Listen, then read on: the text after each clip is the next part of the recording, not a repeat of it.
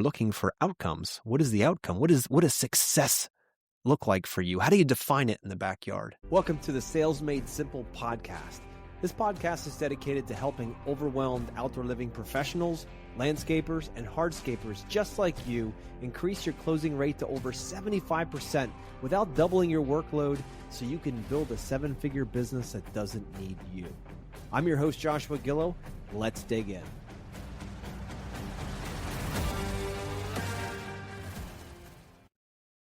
Hey, everybody. Welcome back. Jon Valenta is with us here again this week from General Paving Stones in New Jersey. Hey, John, what's going on? Hey, Joshua. Glad to be back again.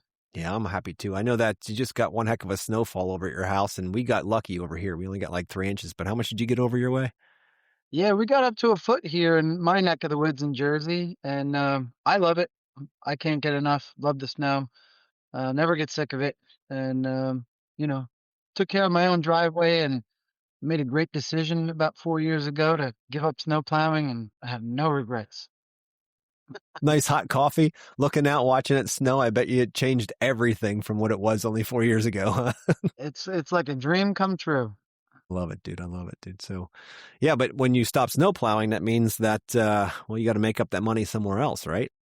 And make up that money with what we do best. And rather than beating up our equipment and working crazy long hours, we can instead prepare for the upcoming season and be more profitable with our hardscape installation that, like I said, we do spring, summer, and fall. And you guys sometimes can even work into the winter, can't you?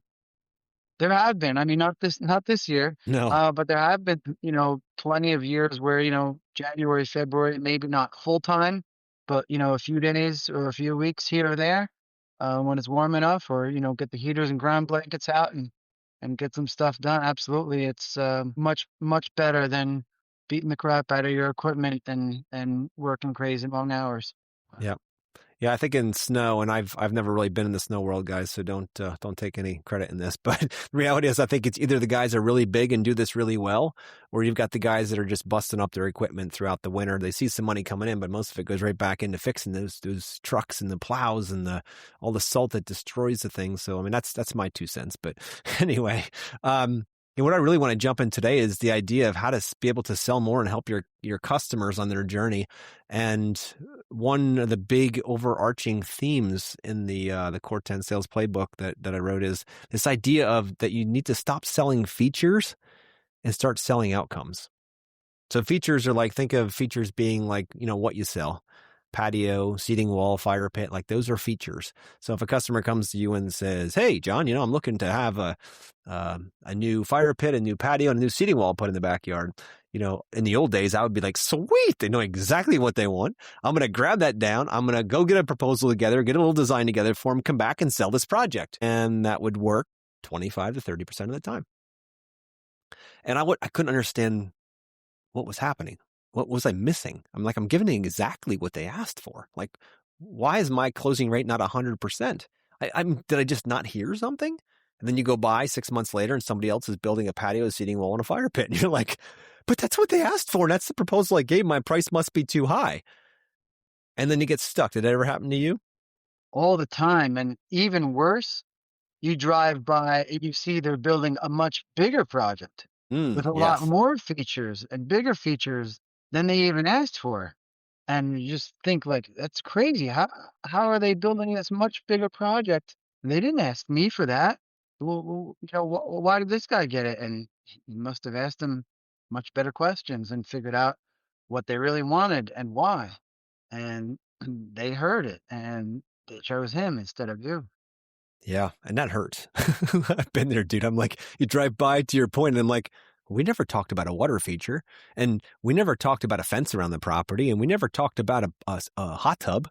Like, we just talked about 3 things. How did this other guy find this out? Maybe they changed their minds, or maybe my price was too high and this guy was so much cheaper that they could buy all that extra stuff. And listeners, it's not that their price was cheaper. It's that you really didn't uncover the driving force of their project, like why they're doing this. They're not doing it because they want more block in their backyard, more pavers in their backyard, more plants in their backyard. That's not why they're doing these projects. So when we come into it with a feature focus, I want A, B, and C, and you give them A, B, and C, that'll work about 25 or 30% of the time. But if you want to, have your closing rate increase to 40, 50, 60, dare I say 70+%, you're going to need to start going outside of the box of features and get more into outcomes. And outcomes is the why. What are they doing it for? Again, it's not just for more concrete in their backyards or paving stones or whatever, bushes. It's because there's some kind of an emotional deficit in their life that they're trying to fill. There's the outcome, right? Maybe it is they get home after a long day of work and they're inside the house and the family ends up going right to the TV and they sit around and feel guilty. They're like, that's not how we were raised. We didn't have a TV. We were always outside running around doing stuff. And now my kids sit there and they watch, SpongeBob SquarePants while we're sitting around as a family, and it drives them nuts. So like, what if we had something in the backyard that could help pull them outside? And so they've worked their tail off. They have money saved, and they get to the point when they're thinking like, you know what? If I just had a fire pit, a patio, and a seating wall like my friends do, I could do that. And if we just give them that might help them out. But if we can be better sales detectives, as we are training to be, right? Better sales detectives. And I start asking better questions. Like, why are you looking to do this project now? And just let it hang. And they're going to be like, well, we're sick and tired of sitting in the house on these nights with our kids watching TV. We want to be outside. We want them running around. We're scared of their health because they're not moving around as much. Whoa, now we're starting to get the outcomes. So now when you build something, make sure there's plenty of space for the kids to run around. Make sure that you understand who's going to be coming over, how often they're going to be using it. Again, we're looking for outcomes. What is the outcome? What does success look like for you? How do you define it in the backyard? Once we get to the outcome side of things, next thing you know, the client's original budget of $15K for that fire pit, patio, seating wall starts to rise up, and they're like, I don't know what this is going to cost, but if we could solve this internal problem that we have right now, this guilt that I feel, not that I don't care what it costs, but I'm certainly willing to invest more in this space. And it's not our goal, guys, listening out there, to try to drive the price of the project up. We want to make sure that the solution solves that problem, that the driving force of the project by the end is achieved. That we know that they can come out and they're not watching TV inside the house anymore, and the kids are running around playing ball outside, where the parents are sitting next to that fire pit with a glass of wine with friends. Like, that's what we're selling. We're selling that outcome. The patio, the seating wall, the fire pit just happens to be the vehicles to get them there. But if we only stop right there halfway through and we don't go to the why, we're going to miss out on a significant amount of work and a significant amount of serving that we can do with our customers to be able to help them get there. So, John, have you gone through a process like this in your business and figuring out the difference between the features and outcomes and that kind of thing? I have, and I'm glad I have, because the way it was in the past, it was they tell me what they want, and I say, okay, I'll get you a price, or even a free design. Did you say free design? Free design in 3D. Free design? I'm coming to you. Yeah. And how much time do you spend on those free 3D designs? Try to say that fast 3 times. Yeah, I'm afraid to even say, because it's going to be way more than your estimate on the other podcast. Sometimes hours turn into days with a big project or multiple changes, again for free, to still not get the job, because I'm just there, not asking any questions, not asking why they want this, not asking how they plan to use it or how often they plan to use it. So it really, even though it's what they asked for, it wasn't solving their problem. And, I go back to thinking, why did I used to sell that way? Why did you used to sell that way, John? Yeah, it's all we knew.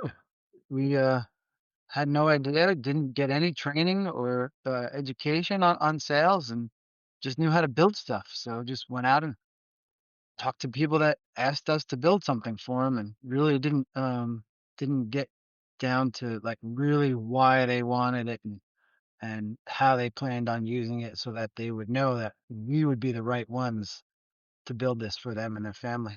Yeah. Yeah. Same here. I mean, I learned how to sell from my father in the garden center, my mother in the garden center, and people came to the garden center to buy stuff. They already kind of knew they wanted tomato plants or a plum tree or whatever it might be. So all I had to do was kind of direct them. So it was very feature focused in that sense. I didn't understand back then about asking like, what are you trying to achieve here? Like, I want a tree. What are you going to do? Like, no, deep down, they don't just want a tree. They want to go back to when they were a child. This might be the story. We don't know. We'd have to uncover it. Go back when they were a child and they go to their grandparents' house and they can go out and pick an apple from a tree, and they love that. It takes them back to a simpler time in their life, and they want to make sure their kids have that experience. Then all of a sudden, that $60 tree, which sounds expensive for a small tree in a little sack, all of a sudden becomes priceless because it takes them back to a time they had. Most of these decisions they're making for these outdoor spaces are not because they just want a tree or they just want a bush. It's because they want what those things will give them. And most of the time, that's emotional. Sometimes it's practical. Sometimes it's, blocking a neighbor or whatever, but then you're back to the emotional side of privacy. They want to be able to go out there and not be in a fishbowl. So that's really what we're selling, guys. It's not the row of arbs. It's the privacy that them and their family will have. And how this translates then into your proposal is massive.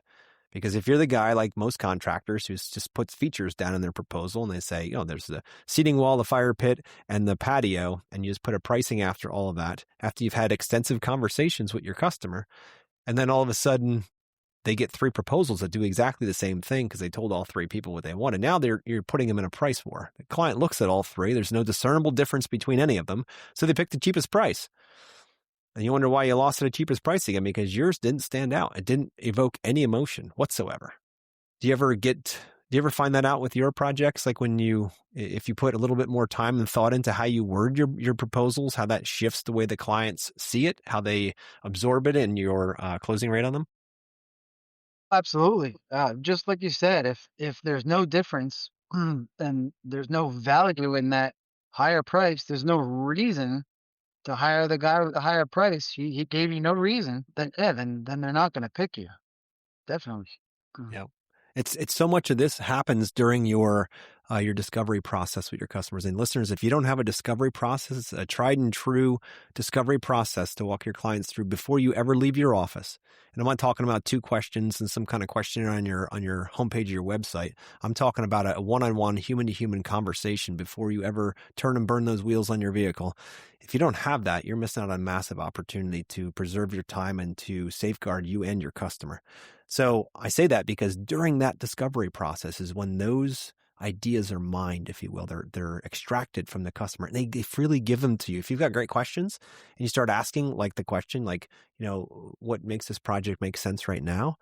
The next thing you know, the clients, like, they start popping up with, well, you know what? We've got a graduation in 6 months. We want to get it done. My family's flying in from all over the country. We want to make this the place. And then we want to use this space to do something else, like have, maybe fellowship meetings after church on the back patio in the summertime, like whatever it might be. And we start getting a sense of what they're going to use that space for. That's going to be a huge direction, so that when it comes time to put your proposal together, the last thing you want to do is just mark out the features. We need to be capturing during those calls things like, if you're asking questions like that and the answer comes back from the customers in their words, not your makeup of their words, in their exact words, we want a space that our family can expand and grow into so we can spend precious moments together. Let's just say that was their framing of words and what they're trying to achieve. That's their outcome. You better be capturing that exact framing of words. And that exact framing of words goes when you present your design. Look, this is a space where your family can gather and you guys can share memories forever. Whatever their wording is, right? You can put it in there. You also do that in your proposal too. Same thing. You make sure that they can understand you. You bake the outcome into your proposal. So they say it's not just a paver patio. Maybe they said we want an expansive paver patio so everyone can fit. Excellent. So that's going to be in your design. Here's a design with an expansive paver patio so everyone can fit. And in their proposal, here's an expansive paver patio that everyone can fit. And all of a sudden, like, holy moly, like that's exactly what we wanted. Everybody else just gave us a paver patio. This one's going to fit because he just said it the way I said it. It's really that simple, right? It's amazing how when you take the time to capture those words that they freely give you and then make sure you understand them, there's always levels. We teach that in the academy about how to peel the onion and go deeper to truly understand what they mean. Once you understand that and you can hand that then back to them, I mean, do you think people are upset about the words that they use, John? You think that they describe things in ways they don't understand, or do you think they use the words that they know and then they try to describe what they want? Maybe it's a picture in your mind, but they're trying to translate that idea, that picture, to you via words. And when you capture their words, it's super powerful. Have you ever found that to be true? Yeah, 100%. Uh, I can be very technical, and a typical homeowner is not going to know like the proper terminology for all the things that we build with, and you just kind of have to forget all that. And if they call a paver a brick, and a brick is made out of clay, and a paver is made out of concrete, I don't care anymore. I'm going to call it what they call it, because then they're going to know that I'm listening and that I understand them, and I get what they want. And using their language, even though sometimes it's difficult. Um, It is, right. You want to correct it. Like it's not it's not a brick. It's a paver. Darn it, that's the right thing. It's not a shade structure. It's a pergola, not a pergola. It's a pergola, right? It's like you want to jump in when they're stumbling over stuff. Shut your darn mouth. If no, they want to call it a brick, you call it a brick. If they that's want to right. call it a shade structure, you call it a shade structure. They want to call it a pergola or a pergola, let them call it that. Yep. And then you call it the same thing. It's simple. This isn't about trying to correct them so they're now right with the way that we talk. It's not that at all. That when you do that, some, not all, but some clients will get a little perturbed to be like, wait a minute here. Like, is he trying to call me dumb? Like, I know it's a brick, I know it's a paver, but that's the word that I use. And if that person doesn't respect that, and subconsciously they may not even want to connect with you because you're just breaking rapport that way. We don't want to break rapport. We want us to make sure we're still in an environment where we're, building trust, but they buy from people they know, like, and trust, right? So that's a big piece of this. So if you hear somebody say that, don't try to correct them. If they say a raised terrace, don't say, oh, you mean a deck? No, they mean a raised terrace. A deck is something different, even though we know it's the same thing. We're around it way too tight, way too close, and we get ourselves all our pennies in a bunch over here, listening like, no, we got to correct everything. It's got to be our language. Just what we have to do, and when it comes down to it, it's not about us. It's about them. They're the ones that are going to be stroking that check. They're the ones that are going to be the people that you're building a relationship and working with. So listeners, if you're that person that likes to correct people, good, leave that at home. Don't take it out to the job site. Be good listeners and accept what's being. Now, if they come to you and say, what do you call that? What do you call that? What do you call that? And you say, oh, you mean like a pergola? If they showed you a picture, like, yeah, that's what it's. Oh, that's what it's, a pergola. Yeah, it wasn't true. That's okay. But don't try to correct them, because that just pisses people off. They don't like that at all. Yeah, amazing stuff, guys. So listen, when it comes down to it, if you're the kind of salesperson like I was, and it sounds like John was when we originally started, and we didn't know any different, and started to just focus on selling those features, just taking down notes of exactly what they've asked for, simplifying it, and then giving them a quote for just that, you're missing out on a massive opportunity. Again, that'll get you 25 or 30%, one in three. That's what that strategy will get you. If you want more, if you want to be able to safeguard your time, make double the amount of money in the same amount of time or more, then you're going to have to start thinking a little past the feature and more into the emotional drivers, slowing the conversation down and having a structured way of unpacking that for a customer. And a beautiful thing is every single customer is different. It's like a snowflake. Every single one is a little bit different. So we have to know coming in that our goal is to love on this client. It's to discover, it's to understand them from their point of view, and not trying to cast our thoughts, our judgments, our preconceived notions of what an outdoor living space has to have. One of my favorite questions, John, is, hey, John, so what should, to a bunch of professionals, I'd say, like, what does a outdoor living space have to include? I wouldn't say any one thing. It has to include what it has to include to accomplish the goals of the client. That's the right answer. Let's go back and act like we just started out in business again, like we used to, right? Yeah, yeah. Take Back in the two. day, yeah. Take two. It's got to have the patio, it's got to have room for, the cooking and eating, well, which is going to require, some sort of seat wall. And then it's got to have the fire pit, and it's got to have the low voltage lighting. It has to have all those things. And whether they want or need it or not, I'm going to tell them that you got to have all this, and this is what it costs. Yeah, yeah. So how effective is that when you're talking to customers and you have a preconceived notion of what an outdoor living space has to be, should be, must be, for you to even go out and do the work? Like, what do you think that does to your relationship with the customer? It sure doesn't help. It's like you said, with the eyes glazing over, they start just kind of looking away and not paying attention anymore, because I'm just going on and on about what I think that they need to have, and it's probably not it. Yeah. I mean, when we assume, which is what that is, basically it's this righteous pride and assumption that this is how it always has to be, we are going to be closing 25 to 30% of our work, because some people, very few, actually say, okay, well, it sounds simple enough, let's do that. But most, specifically premium clients, the ones that'll actually pay you what you're worth and the ones you'll actually make a profit on that project, they're not going to be in that game at all. They're going to be like, this guy's a self-righteous blank, and I'm not very interested in talking to this guy anymore because he's more interested in telling us what I need than actually listening to what I want. And I say all this because at a certain point in my career, I used to do that.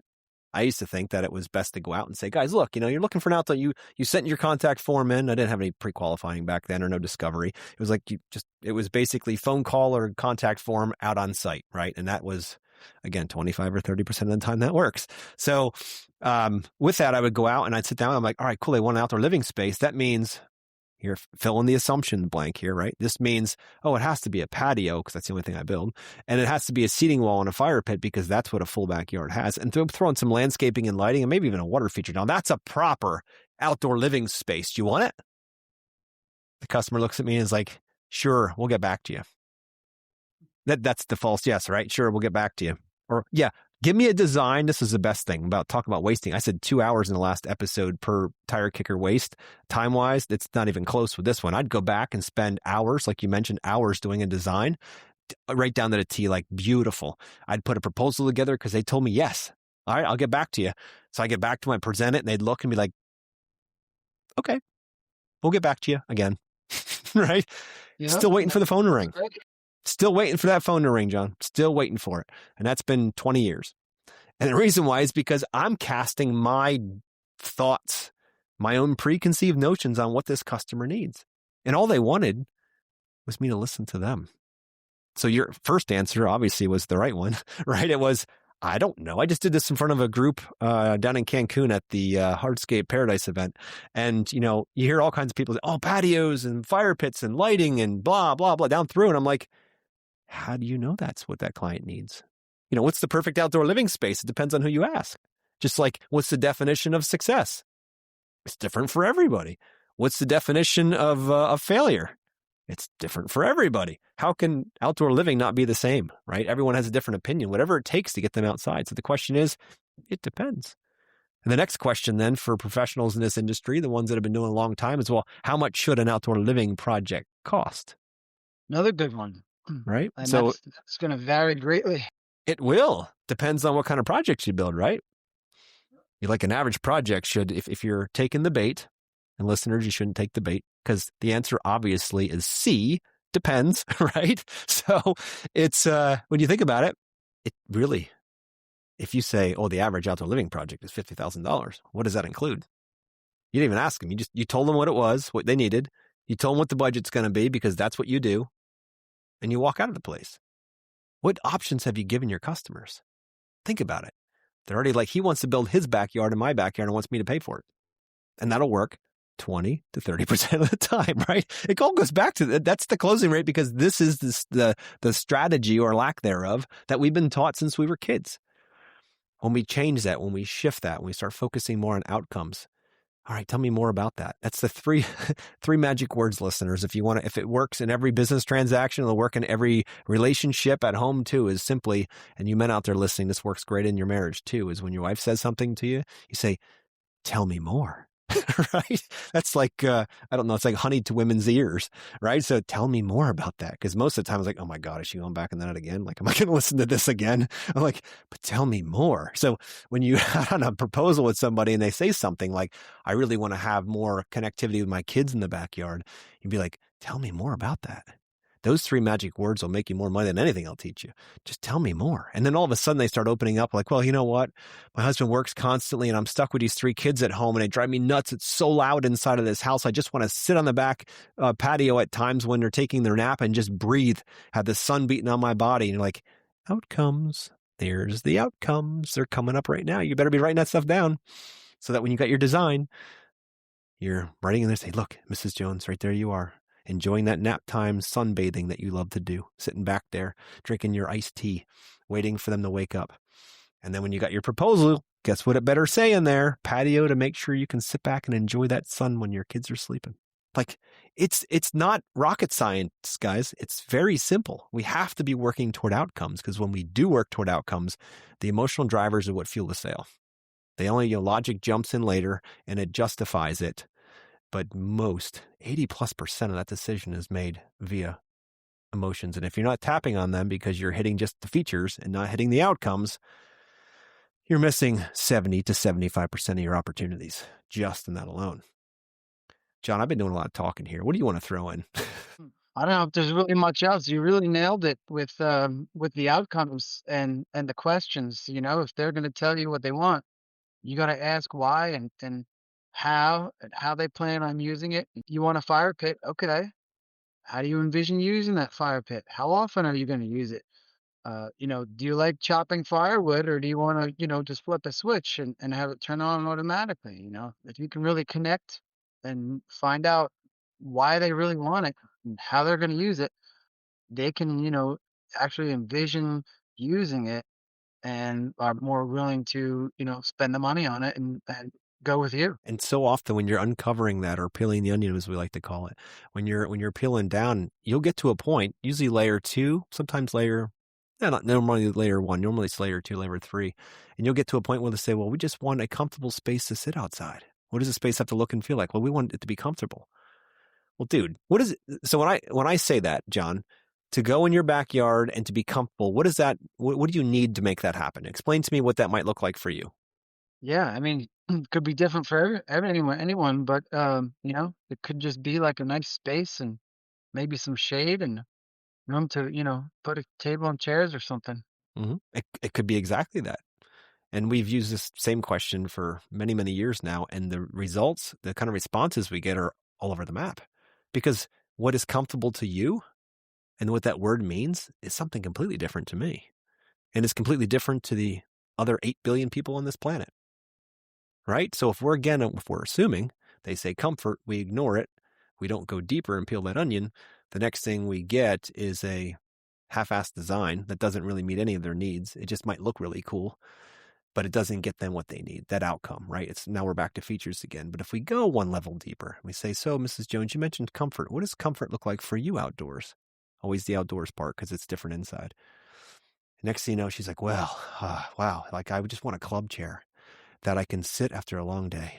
I want to have a glass of wine. I want to look west toward the sunset. That's why we bought this house. And I just want to just watch the light disappear and go lower and lower and lower, so I can go back in my house, go to bed, and get up and do it all again the next day. So comfort for me is a nice club chair with a little table next to it so I can put my glass of wine, another little club chair next to it so my husband can sit and enjoy this time when he wants to with me. And that's what I want to have in my backyard. Guess what, guys? She just gave you the design. Guess what you're going to capture? If you're not too busy in your own head thinking about how am I going to talk about how great I am or how I can fix all this and how all that, if you just be quiet, be the detective and just got it. Take the notes down. She just gave you your design. You better make sure in that 3D design she is seen there with her glass of wine looking west into the sunset, because that's what's going to sell that project for you. Now, you don't have to do this, listeners. You can go back and stay in the same old feature world if you want to, but that died back in 2014. It died a long time ago is my point. And people now are more driven by, they know they have a lot of choices. They have their own Instagram feeds tied into outdoor living. They watch these guys on YouTube and on HGTV. They watch all this stuff. They see all these things. And when you can be the best one in your market that can wire emotions to those meanings, those outcomes, and the feelings that come with it, you're the one that dominates. And if you don't, you're going to be the one that's back struggling to beat the guy with the lowest price. So really the choice at this point is yours. This is a pretty simple thing to learn how to do. Just a matter of burning the reps at it, and you get a really, really keen ear to pick those words up. And when you know there's a top 20 words to listen for and how to go deeper on them, simple. Now I outline this in the book, the sales playbook. You get a copy on Amazon. They're in there. You get a sense of what this even means. I go deep. It's one of the core 10 is the stop selling features and start selling outcomes. So if this is something that you're like, wow, this would give me like quite a competitive edge in your market, and it will, go grab a copy. Everything's in there. We have it as Audible, ebook, paperback, hardcover, all those wonderful things. So John, anything else that you want to add that you've learned over the years about the difference between features and outcomes when it comes to selling outdoor living? Yeah, tell me more. Yeah, That's a great 3 words. If you could get someone to tell you more about what they want and why they want it, how they plan on using it. The other guy isn't saying that. The other guy is not finding out how they're gonna use it or why they really want it. He's just giving them a price for what they asked for. You're gonna have the advantage, and you're gonna get a lot more than 2 or 3 out of 10. that's right. That's right.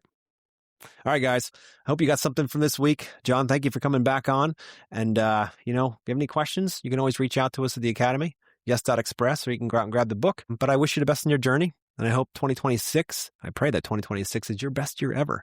But the way we're going to do it is we have to start disconnecting our minds of thinking, like in the last episode, we talked about contractors struggle to sell because they focus on how can I build it more efficiently? How can I make my crews more efficient? But let's be honest with ourselves. If we don't sell the work, we don't get the job, and crews and equipment is all for nothing. All of that. If we're going to feed those families, we're going to keep those things moving, we better be downright dangerous at communication and serving. And that's really what it's about. It's about listening better. It's not about taking advantage of people. It's about selling outcomes, not just features. That'll shift everything. If you just twist that mindset slightly, 2 or 3 degrees, and you see it that direction, everything starts to change for the good. You get more time back, you make more money, and you serve more people. It's good stuff. All right, listeners, I appreciate it. Jon, thank you for coming back on here, and we'll talk to you next week. You're welcome. Talk to you again soon.